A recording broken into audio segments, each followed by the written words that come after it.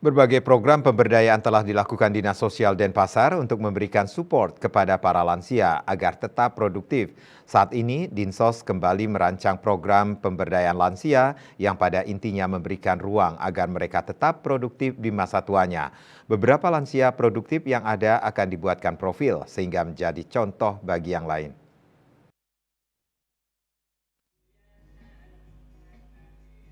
Berbagai aktivitas fisik untuk lansia atau lanjut usia terbukti dapat membantu. Kepala Dinas Sosial Denpasar IGA Laksmi Saraswati mengatakan melalui profil para lansia terpilih tahun ini diharapkan dapat memberikan motivasi kepada para lansia lainnya.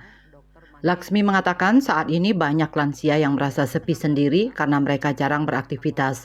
Karena itu, melalui program yang dibuatnya ini, lansia tetap produktif dan meningkatkan harapan hidup mereka. Dengan lansia tetap mandiri dan produktif, mereka bisa memberikan motivasi kepada lansia lainnya agar tidak merasa sendiri. Meskipun sudah tidak muda lagi, bukan hambatan untuk tetap produktif dan berjuang, bahkan tetap bisa menghidupi diri sendiri. Dia mencontohkan ada seorang lansia di kota Denpasar yang kedua anaknya telah meninggal dan suaminya menderita stroke. Namun lansia itu tak putus asa. Dia tetap berusaha membuat sarana upacara untuk memenuhi kebutuhan hidup sehari-hari. Ada juga lansia yang masih tetap berjualan makanan di usia senjanya. Hal-hal seperti ini diharapkan dapat memotivasi banyak orang bahwa di usia tua tetap bisa berjuang agar tidak menjadi terlantar.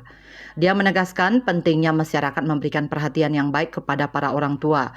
Para lansia produktif yang terpilih katanya akan dibuatkan video profil singkat untuk kemudian disampaikan dalam berbagai kegiatan sosialisasi Dinas Sosial Kota Denpasar.